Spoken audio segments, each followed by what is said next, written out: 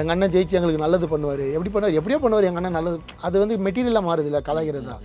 ஆனால் அவங்களோட அதில் இருக்கிற நோக்கம் வந்து நல்ல நோக்கம். எப்படியாவது மக்களுக்கு நல்லது தானே பண்ணணும், அது எப்படி பண்ண அதுதான் வந்து கீழே இருக்கவங்களாம் என்ன எங்கள் அண்ணன் ஜெயிச்சா எங்களுக்கு நல்லது பண்ணுவார், அதுதான் ஒரே பதிலாக இருக்குது. ஆனால் அதை வேறு வேறு மாதிரி சொல்கிறாங்க. அந்த உணர்ச்சி வசத்தில் எங்கள் அண்ணனுக்கு எத்தனை பொண்டாட்டி இந்த அண்ணன்றாங்க, அதெல்லாம் உணர்ச்சி வசம். அதுக்கப்புறம் அவங்க ஈச்சி இப்படி போய் பேசிட்டோமே, அது கேமரானா என்னன்னு தெரியாது, மைக்குனா என்னன்னு தெரியாது, பக்குவப்படல.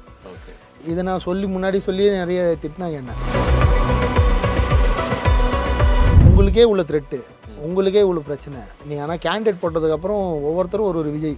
ஆமாம், அத்தனை விஜய்க்கும் பிரச்சனை இருக்குல்ல, 234 விஜய்க்கும் அடி இருக்குது. அவங்கவுங்க குடும்பத்தில் குழப்பம் உண்டாக போகுது. மோகன்ஜி அவர்கள் வந்து இந்த சாதி இது எது இல்லாமல் எனக்கு வந்து இந்த மாதிரி கமர்ஷியல் ஒரு படம் நீங்கள் பண்ணலாமா அப்படின்னு யாராவது கேட்டிருக்காங்களா? அவங்க எல்லா வாட்டியுமே நான் போய் கதை அப்படி தான் சொல்லுவேன். அப்புறம் நான் பிச் பண்ண எல்லாருக்கிட்டையுமே கமர்ஷியல் ஸ்கிரிப்ட் தான் சொன்னேன். யாருமே வந்து நீ திரௌபதி மாதிரி ஒன்று பண்ணு, நீ ருத்ரதாண்டவ மாதிரி ஒன்று பண்ணுன்னு தான் கேட்குறாங்க. சும்மா இருக்கிற என்ன ஏன்டா நீங்களே எனக்கு உசுப்பேத்தி விடுறீங்க. இப்போ மறுபடியும் இன்னொரு முயற்சி பண்ணுறேன். அப்படியா?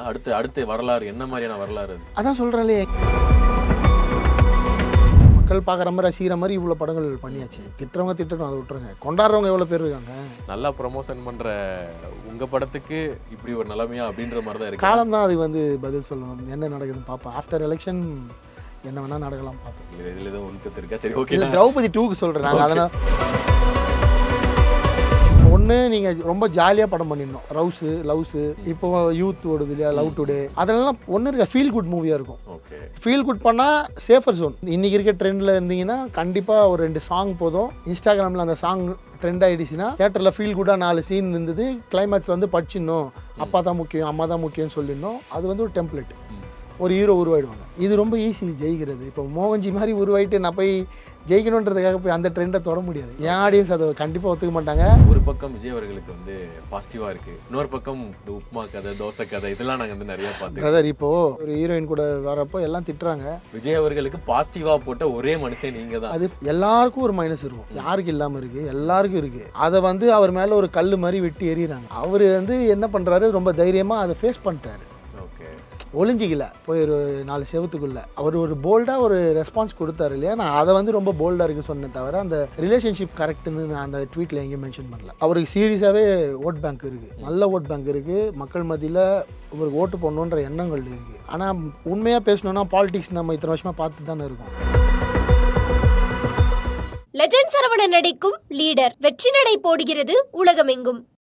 சென்னையில ப்ராப்பர்ட்டிஸ் தேடுறீங்கன்னா findbhk.com போங்க. மேட்சிங் ப்ராப்பர்ட்டிஸை AI உங்களுக்கு சஜஸ்ட் பண்ணும். மோகன்ஜி அவர்கள் வந்து இந்த ஜாதி மதம் இது எது இல்லாமல் எனக்கு வந்து இந்த மாதிரி கமர்ஷியல் ஒரு படம் பண்ணி நீங்கள் பண்ணலாமா அப்படின்னு யாராவது கேட்டிருக்காங்களா? அவங்க எல்லா வாட்டியுமே நான் போய் கதை அப்படி தான் சொல்லுவேன். இப்போவுமே ஒரு இன்டர்வியூவில் சொல்லியிருக்கேனே, நான் வந்து கடலுக்கு அடியில் ஒரு கோவில் காசிமேட்டில் வந்து கிட்டத்தட்ட ஒரு 45-50 வருஷத்துக்கு முன்னாடி மூழ்கிடுச்சு. அதை சுற்றி நடக்கிற ஃபிஷர்மேன் ஸ்கிரிப்ட், நான் 3வது படமே ஃபிஷர்மேன் ஸ்கிரிப்ட் பண்ணணும்னு ஓப்பனாக சொல்லியிருந்தேன். ஓகே, நான் ட்ரைவும் பண்ணியிருந்தேன். அப்போ பெரிய ஹீரோ ஒருத்தர் போயிட்டு பார்த்து கதெல்லாம் சொல்லி எனக்கு எதுவும் அந்த கரெக்டாக காயின் ஆக மாட்டேங்குது. அப்போ கொரோனா வந்துருச்சு. நான் திரௌபதி பண்ணி முடித்தவொடனே கொரோனாவில் தான் தேட்டரே மூடினாங்க. அந்த படம் ஃபுல்லாக ரன் ஆகிறதுக்கு முன்னாடியே ருத்ரதாண்டவமும் கொரோனா கேப்பில் பண்ணேன். அடுத்து கொரோனா முடிஞ்சதுக்கப்புறம் இமீடியட்டாக பகாசுரன் பண்ணேன். பகாசுரனுக்கு அப்புறம் நான் வந்து ஒரு 1.5 இயர் கேப். என் பொண்ணு கரெக்டாக அப்போ தான் வளர்ந்தா, அவளுக்காக ஒரு வருஷம் ஸ்பெண்ட் பண்ணேன். அப்புறம் நான் பிச் பண்ண எல்லாருக்கிட்டையுமே கமர்ஷியல் ஸ்கிரிப்ட் தான் சொன்னேன். யாருமே வந்து நீ திரௌபதி மாதிரி ஒன்று பண்ணு, நீ ருத்ரதாண்டவ மாதிரி ஒன்று பண்ணுன்னு தான் கேட்குறாங்க. சும்மா இருக்கிற என்ன ஏன்டா நீங்களே எனக்கு உசுப்பேத்தி விடுறீங்க. இப்போ மறுபடியும் இன்னொரு முயற்சி பண்ணுறேன். அப்படியா? அடுத்த வரலாறு என்ன மாதிரியான வரலாறு? அது அதான் சொல்கிறேன், எங்கள் ஏரியாவில் வந்து கடல் கடியில் இந்த கதை தானே? ஆமாம், கம்ப்ளீட்டாக புது கதை. ஓகே, என்னன்னா நம்ம ரொம்ப ஆக்ஷனாக ஸ்க்ரீன் ப்ளே பண்ணால் தான் ஸ்க்ரீன் ப்ளே ஃபாஸ்ட்டாக இருக்கும். எப்போ நமக்கு வந்து பட்ஜெட் கம்மியாகுதோ ஆக்ஷன் நிறைய வைக்க முடியாது. சினிமாலே அதிகமாக செலவாக வர்றது ஆக்ஷனுக்கு தான். ஆமாம், இது ஆடியன்ஸ் புரிஞ்சுக்கணும். ஸோ இவனுக்கு ஸ்க்ரீன் ப்ளே ஃபாஸ்ட்டாக எழுத தெரியல மோகனுக்குன்னு சொல்கிறாங்க. அது எப்படி எழுத தெரியாமல் இருக்கும்? இப்போது மக்கள் பார்க்குற மாதிரி ரசிக்கிற மாதிரி இவ்வளோ படங்கள் பண்ணியாச்சு. திட்டுறவங்க திட்டணும், அதை விட்டுருங்க. கொண்டாடுறவங்க எவ்வளோ பேர் இருக்காங்க. ரேசியான ஸ்க்ரீன் ப்ளே எழுதணுன்னா பட்ஜெட் ரொம்ப பெரிய ஃபேக்டர். நம்ம இங்கே ஓடுற பெரிய படங்களோட கம்பேர், ஒன்று நீங்கள் ரொம்ப ஜாலியாக படம் பண்ணிடணும், ஆக்ஷனே இல்லாமல் வெறும் ரவுஸு லவ்ஸு கானா பாட்டு, இப்போ யூத் ஓடுது இல்லையா, லவ் டுடே, அதெல்லாம் ஒன்று இருக்க ஃபீல் குட் மூவியாக இருக்கும். ஓகே, ஃபீல் குட் பண்ணால் சேஃபர் ஜோன். அது ஒரு 15 கோடி ஈஸியாக பண்ணிடும். அதுலேயும் யங்ஸ்டராக நீங்கள் இன்றைக்கி இருக்க ட்ரெண்டில் இருந்தீங்கன்னா கண்டிப்பாக ஒரு 2 சாங் போதும், இன்ஸ்டாகிராமில் அந்த சாங் ட்ரெண்ட் ஆகிடுச்சுன்னா தேட்டரில் ஃபீல் குட்டாக 4 சீன் இருந்தது, கிளைமேக்ஸில் வந்து படிச்சிடணும், அப்பா தான் முக்கியம் அம்மா தான் முக்கியம்னு சொல்லிடணும். அது வந்து ஒரு டெம்ப்ளேட். ஒரு ஹீரோ உருவாயிடுவாங்க. பூவை உனக்காக ஸ்டைல் தான். ஓகே சரிங்களா? அதுதான் ட்ரெண்ட். ஒன்று காதல் கொட்ட ட்ரெண்டு, இல்லைன்னா பூவை உனக்காக. ரெண்டுத்தில் ஏதாவது ஒரு லவ் ஃபெயிலியர் ஆகி கடைசியில் ஒன்று சேருவாங்க, இல்லைன்னா லவ் ஃபெயிலியர் ஆகி விட்டுட்டு போயிடுவார். ஸோ இப்படி இதுதான் ட்ரெண்டு. இது ரொம்ப ஈஸி ஜெயிக்கிறது. இப்போ மோகன்ஜி மாதிரி உருவாயிட்டு நான் போய் ஜெயிக்கணுன்றதுக்காக போய் அந்த ட்ரெண்டை தொட முடியாது. என் ஆடியன்ஸ் அதை கண்டிப்பாக ஒத்துக்க மாட்டாங்க. இன்னைக்கு இருக்க ஜங்ஸி கிட்ஸும் இதுக்கப்புறம் அக்செப்ட் பண்ண மாட்டாங்க. ஸோ அவங்களுக்கு பிடிக்கணும்னா இன்றைக்கி ஒரு ஆக்ஷன் படம் பண்ணணும், பெட்டி மாதிரி ஒரு சாங் வைக்கணும். ஓகே நல்ல பாட்டில் அது சிக்கிரி. ஸோ அதில் நீங்கள் சிக்கிரி மாதிரி ஒரு சாங் வச்சுட்டிங்கன்னா அது வந்து ட்ரெண்ட் ஆகிடுச்சுன்னா முடிஞ்சிச்சு. ஆக்சுவலாக திரௌபதி 2ல் எம்கோனே வந்து ஜென்சி கிட்ஸ் ரொம்ப ரசிச்சது சாங். பெருசாக அவ்வளோ பெரிய ஹிட்டான ஒரு சாங்கோட படம் வந்து மினிமம் 25 crores கலெக்ஷன் பண்ணியிருக்கோம். அதான் என்னை சுற்றி நடக்கிற அரசியல் இதை நான் எங்கே போய் சொல்லி யார்கிட்ட சொல்லி புரிய வைக்கிறது? நல்லா ப்ரமோஷன் பண்ணுற உங்கள் படத்துக்கு இப்படி ஒரு நிலைமையா அப்படின்ற மாதிரி தான் இருக்கு. காலம் தான் அது வந்து பதில் சொல்லணும். என்ன நடக்குதுன்னு பார்ப்போம். ஆஃப்டர் எலெக்ஷன் என்ன வேணால் நடக்கலாம், பார்ப்போம்.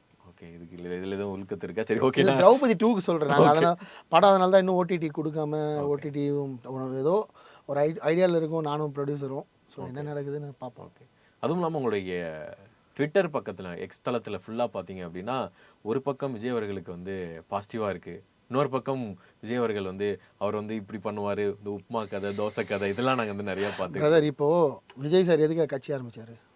மக்களுக்கு நல்லது பண்ணணும் அப்படின்றதுக்காக இப்போ கட்சி ஆரம்பிச்சு. மக்களுக்கு நல்லது பண்ணணும்னா என்ன பண்ணணும்? மக்களுக்கு நல்லது பண்ணணும். நீங்கள் மக்கள் நல்லது பண்ணால் அரசியல் வந்து பண்ணல. அதுக்கு முன்னாடியே அவர் வந்து நோட் புக் கொடுக்குறது, ஃபர்ஸ்ட் மார்க் எடுக்கிற பசங்களுக்கு வந்து கூப்பிட்டு கேஷ் ப்ரைஸ் கொடுக்குறதுலாம் அதுவே நல்லது தான். அப்புறம் உங்கள் ரசிகர்கள் பாதிக்கப்படுறப்ப அவங்களுக்கு உங்கள் ட்ரஸ்ட் மூலியமாக ஹெல்ப் பண்ணுறது அதுவும் நல்லது தான். அது அஜித் சார் பண்ணிகிட்டு இருக்காரு. அவருக்கும் உங்களுக்கும் வித்தியாசம்னா நீங்கள் அரசியலுக்கு வந்து நல்லது பண்ணணும்னு நினச்சிட்டிங்க. நல்லது பண்ணணும்னா நீங்கள் ஜெயிக்கணும். ஓகே ஸோ வின் பண்ணுறது தான் முக்கியம் அரசியலில். ஜெயிச்சா தானே நீங்கள் நினைக்கிறதெல்லாம் இம்ப்ளிமெண்ட் பண்ண முடியும். அப்போது அவருக்கு வந்து இந்த மாதிரி ஒரு ஹீரோயின் கூட வரப்போ எல்லாம் திட்டுறாங்க. பட் நான் வந்து அப்போ அது பாசிட்டிவாக போட்டதுக்கு காரணம் ஒரு ஆள் தான் எனக்கு தெரிஞ்சு மொத்த இண்டஸ்ட்ரியிலேயே ஒரு விஜய் அவர்களுக்கு பாசிட்டிவாக போட்ட ஒரே மனுஷன் நீங்கள் தான். அது பாசிட்டிவ் நீங்கள் எடுத்துக்க வேண்டாம். நான் வந்து இப்போ அவர் மேலே வந்து ஒரு கல்லை விட்டு எறிகிறாங்க அவரோட பர்சனல் விஷயத்தை வச்சு. அது ஒரு நரேட்டிவ் தான். ஓகே இயற்கையாக நடந்தது கிடையாது. செயற்கைத்தனமாக எல்லாருக்கும் ஒரு மைனஸ் இருக்கும். யாருக்கு இல்லாமல் இருக்குது? எல்லாருக்கும் இருக்குது. அதை வந்து அவர் மேலே ஒரு கல் மாதிரி விட்டு எறிகிறாங்க. அவர் வந்து என்ன பண்ணுறாரு, ரொம்ப தைரியமாக அதை ஃபேஸ் பண்ணிட்டாரு. ஓகே ஒளிஞ்சிக்கல போய் ஒரு 4 செவத்துக்குள்ளே. அதுக்கு ஏதோ ஒரு ரெஸ்பான்ஸ் கொடுக்கணும், என்ன நினச்சாரு தெரியல. பட் அவர் ஒரு போல்டாக ஒரு ரெஸ்பான்ஸ் கொடுத்தாரு இல்லையா. நான் அதை வந்து ரொம்ப போல்டாக இருக்க சொன்னேன் தவிர அந்த ரிலேஷன்ஷிப் கரெக்டுன்னு நான் அந்த ட்வீட்டில் எங்கேயும் மென்ஷன் பண்ணல. ஓகே என்னோடய ட்வீட்டோட அர்த்தம் வந்து ஒரு பெரிய இவர் எதிர்க்கிறார், ஒரு ஆளுங்கட்சியை எதிர்க்கிறாரு. அங்கேருந்து அவர் மேலே சில கற்கள் அரசியல் ரீதியாக எரியப்படுது. அதை ஃபேஸ் பண்ணிவிட்டு ஆமாண்டா நான் இப்படி தாண்டான்னு ஒருத்தர் வந்து அவ்வளோ பெரிய ஃபேமில் இருக்கிற ஒருத்தர், அந்த பிஸ்னஸில் இருக்கிற ஒருத்தர் செய்கிறது தைரியம். ஓகே அதை வந்து நான் அப்படி போட்டேன். சர்காஸ்டிக்காகவும் போட்டிங்க, கொஞ்சம் சர்காஸ்டிக்னு சொல்ல முடியாது, ஓப்பனாக தான். அவர் Vijay sir faced it in style. Okay ரொம்ப போல்டான மூவ் அப்படின்னு போட்டேன். இதில் அவங்க பண்ணது சரியா தப்பாலாம் நான் வந்து மென்ஷன் பண்ணல. நிஜமாலே ஒரு போல்டான மூவ். எப்படி வரும் அந்த தைரியம்? ஒரு அசாத்திய தைரியம் அது. அதுக்கப்புறம் இட்லி தோசைன்னு போட்டது வந்து ஒரு கதை. இப்போ நம்ம ஒரு ஹாஸ்டலில் தங்கியிருக்கோம். ஹாஸ்டல் ஃபுட்டு பற்றி உங்களுக்கு தெரியும்ல. நம்ம கேட்குறதெல்லாம் போட மாட்டாங்க. யார் வந்து கூட்டமாக 50 பேர் இருக்கும் ஹாஸ்டல்லனா மெஜாரிட்டியாக என்ன ஃபுட்டு விரும்புகிறாங்களோ அதை தான் போடுவாங்க. ஆமாம். ஸோ ஒரு 20 பேர் வந்து எனக்கு காலையில் உப்புமா தான் வேணும்னு சொல்கிறாங்க. மீதி 30 பேர் 10 பேர் இட்லி, 10 பேர் தோசை, 10 பேர் பூரி கேட்குறாங்க. என்ன போடுவாங்க? மெஜாரிட்டி என்ன கேட்குறாங்க? உப்புமா தான் கேட்குறாங்க. ஆமாம், டெய்லி உப்புமா நல்ல உணவு, உப்புமா கெட்ட உணவு இல்லை. ஆனால் டெய்லி அதை வந்து சாப்பிட இந்த 30 பேருக்கு விருப்பம் இல்லை. ஆனால் அந்த 30 பேர் ஒத்துமையாக இல்லாததால், அந்த 20 பேர் ஒத்துமையாக இருக்காங்கன்றதால அந்த ஃபுட்டு ஜெயிச்சுது. அதுதான் அந்த ட்வீட்டோட அர்த்தம். ஓகே. ஸோ நீங்கள் வந்து ஜெயிக்கணும், நீங்கள் வந்து நினச்சதை செய்யணும், நல்லது செய்யணும், ஒரு பொசிஷன் வரணும், ஒரு பவருக்கு வரணும்னா நீங்கள் உங்களை மாதிரியே இருக்கிற இன்னொரு 2-3 ஆப்பனண்ட் கூட நீங்கள் எல்லாம் ஒன்று சேர்ந்தால் தான் நீங்கள் நினைக்கிற டீமை அடிக்க முடியும். ஓகே. ஆனால் இன்னொரு விஷயம் வந்து போட்டிருந்தீங்க, விஜய் அவர்கள் வந்து கூடிய சீக்கிரம் வந்து என்டிஏல வந்து ஜாயின் பண்ண வாய்ப்பு இருக்குது. அதை தான் போட்டிருந்தேன். பெரிய ரொம்ப வாழ்த்துக்கள்.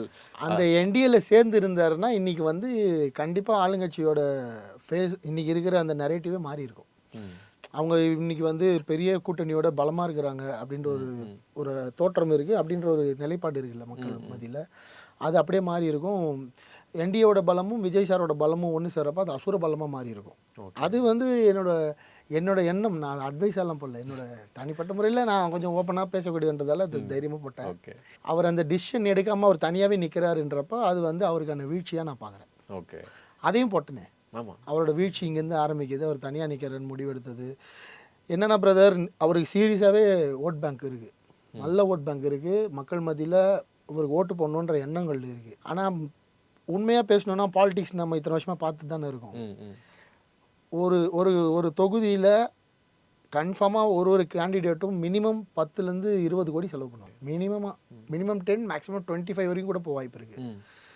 ஸோ விஜய் சார் கட்சியிலேருந்து வந்தவங்க எல்லாருமே அடிமட்டத்திலேருந்து வந்து இருக்கிறவங்க ரசிகர்கள். யாரும் பிக் ஷாட்ஸு எல்லாம் கிடையாது. காசு இருக்கும், அதை எப்படி எடுத்து செலவு பண்ணணும், எந்த ரூபத்தில் செலவு பண்ணணும், யார் கையில் கொடுத்து போய் மக்கள் கையில் சேர்க்கணும்லாம் தெரியாது.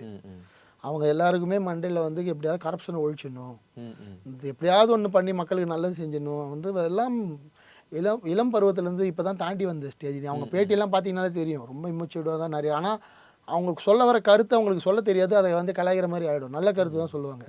எங்கள் அண்ணன் ஜெயிச்சு எங்களுக்கு நல்லது பண்ணுவார், எப்படியோ பண்ணுவார் எங்கள் அண்ணன் நல்லது. அது வந்து மெட்டீரியலாக மாறுது இல்லை, கலாய்கிறது தான். ஆனால் அவங்களோட அதில் இருக்கிற நோக்கம் வந்து நல்ல நோக்கம். Because it's a growing political party. எப்படியாவது மக்களுக்கு நல்லது தானே பண்ணணும், அது எப்படி பண்ண அதுதான் வந்து கீழே இருக்கவங்களாம் என்ன எங்கள் அண்ணன் ஜெயிச்சா எங்களுக்கு நல்லது பண்ணுவார், அதுதான் ஒரே பதிலாக இருக்குது. ஆனால் அதை வேறு மாதிரி சொல்கிறாங்க. அந்த உணர்ச்சி வசத்தில் எங்கள் அண்ணனுக்கு எத்தனை பொண்டாட்டி இந்த அண்ணன்றாங்க, அதெல்லாம் உணர்ச்சி வசம். அதுக்கப்புறம் அவங்களை ஈச்சி இப்படி போய் பேசிட்டுமே, அது கேமரானா என்ன தெரியாது, மைக்குனா என்னன்னு தெரியாது, பக்குவப்படல.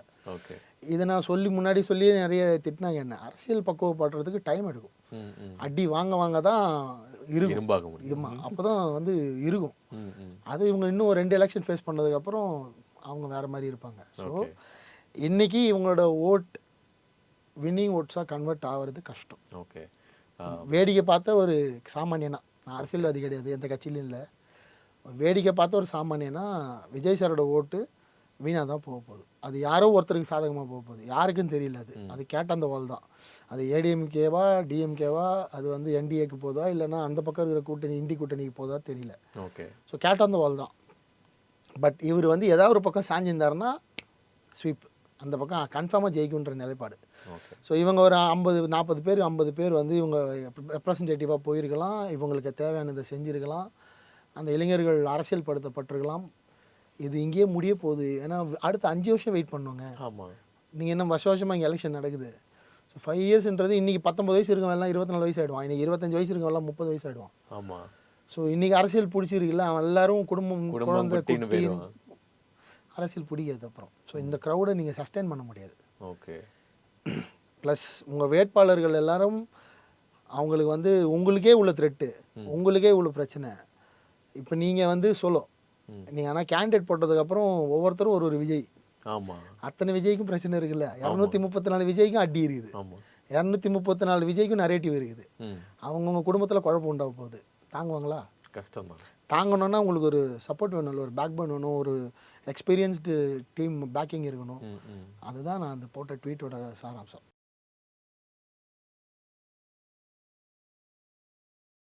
லெஜண்ட் சரவணன் நடிக்கும் லீடர் வெற்றி நடை போடுகிறது உலகமெங்கும். சென்னையில ப்ராப்பர்ட்டிஸ் தேடுறீங்கன்னா findbhk.com போங்க. மேட்சிங் ப்ராப்பர்ட்டிஸ AI உங்களுக்கு சஜஸ்ட் பண்ணும்.